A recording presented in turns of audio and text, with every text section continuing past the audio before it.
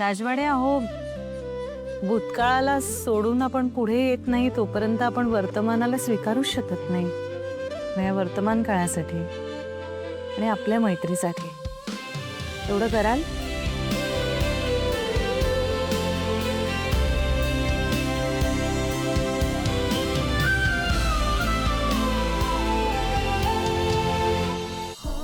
Please.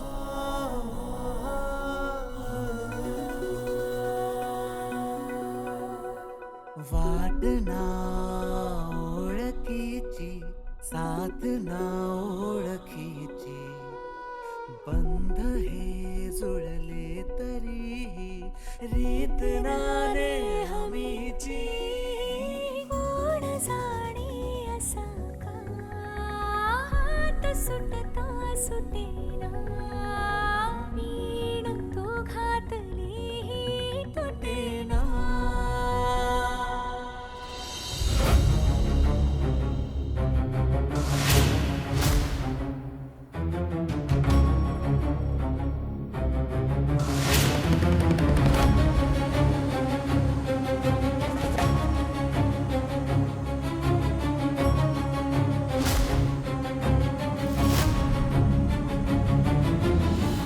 काय झालं?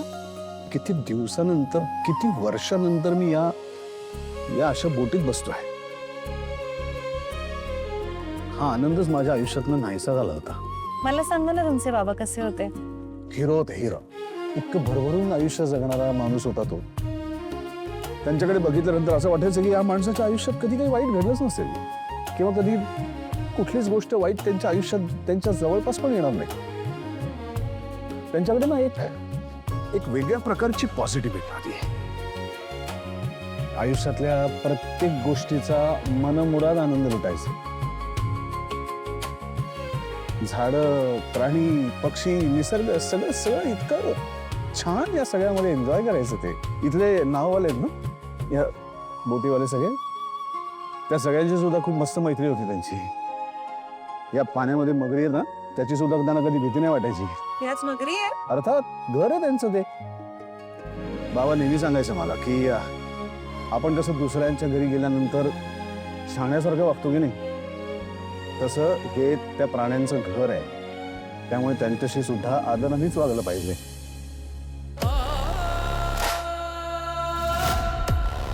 बाबा ना कटाक्षाने मला सगळीकडे घेऊन जायचे. गड किल्ल्यांवरती घेऊन जायचे, अनेक गावांमध्ये घेऊन जायचे, खेड्यांमध्ये घेऊन जायचे, नाटकाला घेऊन जायचे, गाण्यांच्या कार्यक्रमाला घेऊन जायचे, सिनेमाला सुद्धा घेऊन जायचे. अशी एकही गोष्ट नाही जिथे बाबा मला कधी घेऊन नाही गेले.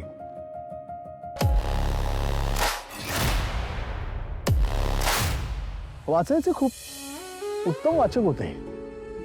कदाचित आता असं बघितल्यानंतर वाटतं की इतकं भरभरून जगण्याचं कारण हे असेल ना की परमेश्वराने त्याला खूप छोटं आयुष्य दिलं. त्यामुळे छोट्याशा आयुष्यात खूप साऱ्या गोष्टी त्यांनी करून घेतल्या. खूप मिस करतो मी त्यांना, खूप मिस करतो.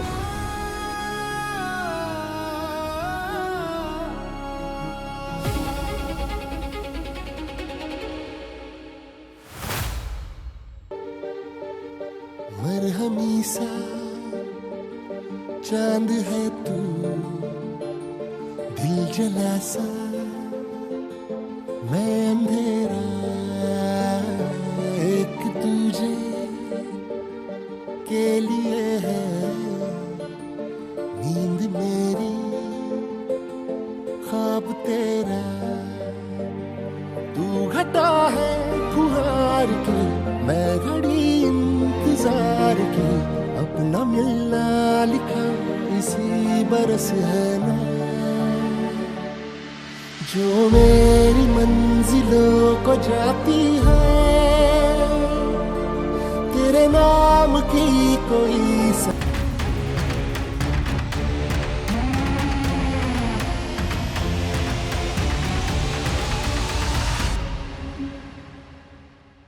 तुम्ही एवढे इमोशनल आहात? नाहीये जनरली, पण आता या क्षणी झालंय. म्हणजे जनरली तुम्ही स्वतःला इमोशनल होण्यापासून रोखत राहता. असेल कदाचित. पण असं असायला नको ना. म्हणजे इमोशन्स असणं ही खूप छान गोष्ट आहे. पुरुषांना शिकवलं जातं ना लहानपणापासून इमोशन्स लपवायला, आणि त्यात अशा भावना तर आपण व्यक्तच नाही करू शकत पुरुष म्हणून. कंडिशनिंग आहे, बाकी काही नाही.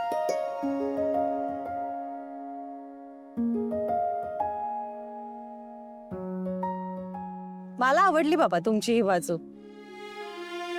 एक मैत्रीचा सल्ला देऊ का? द्या की. जोपर्यंत आपण रात्री लावलेले दिवे विझवत नाही तोपर्यंत आपल्याला सूर्यप्रकाश नाही बघता येऊ शकत. असा लख छान सूर्यप्रकाश बघायचा असेल ना तर आपल्यालाच एफर्ट्स घेऊन आपण लावलेले दिवे विझवावे लागतात. नाही म्हणजे मी असं नाही म्हणणार की आपल्या आठवणींचे दिवे आपण मालवून टाकायचे, पण या गोष्टीचं भान नक्की असलं पाहिजे की आपणच लावलेली एखादी जुनी ज्योत ती तेवत ठेवण्यासाठी आपण जेव्हा एफर्ट्स घेतो ना तेव्हा नकळत आजचा सूर्यप्रकाश बघायचा राहून जात नाहीये ना आपल्याकडनं. बाप रे बाप. पुढे जास्त झालं का? नाही नाही, छान बोलता तुम्ही खरंच, एकदम असं पोएटिक वगैरे. थँक्यू. You most welcome. बापरे, काय थँक्यू नंतर वेलकम म्हणजे? बरं ओके असं काहीच म्हणाला ओके. ओके.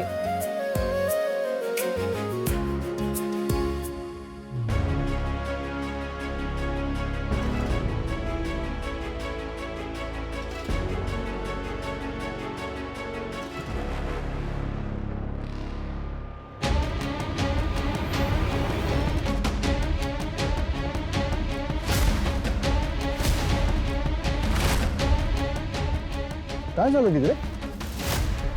काहीतरी गडबड? कोणी पडलं का पाण्यात तिकडे? तुम्ही थांबा, पॅडल मारत राहा आणि बॅलन्स करा बोट. मी आलो.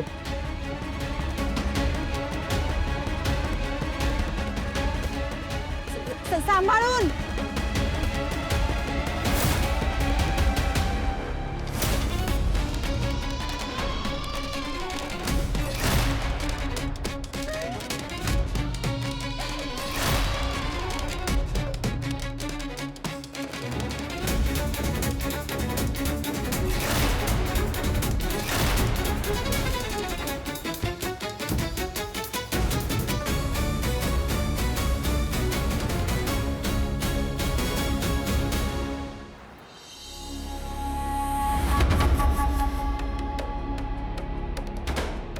काय ग, लागला फोन?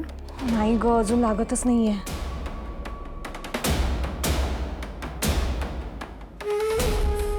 असा काय हा मुलगा, फोन का नाही लागत आहे ह्याचा? मम्मा तू एक काम कर ना, तू डिरेक्टली दादालाच फोन कर आणि विचार ना की तू कसा आहेस, तुझी आठवण आली, काय करतोयस, असं सहज विचार त्याला. हो चालेल, विचारते.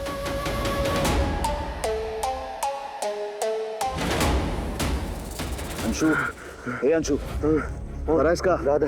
हा, बरा आहेस? अंशुमन, बरं वाटतंय का? डॉक्टरांकडे घेऊन जाऊया, हॉस्पिटलला जाऊया? नाही. हा, नको दादा. नक्की बरं? याला. हा काकू. हॅलो समर, बाळा कुठे आहेस तू? घरी कधी येतोयस? नाही सहजच जरा काळजी वाटली ना म्हणून तुला कॉल केला. हे बघ काकू, तू काही काळजी करू नकोस. आम्ही इथे तलावापाशी आलोय आणि अंशुमन पण आमच्या बरोबर आहे.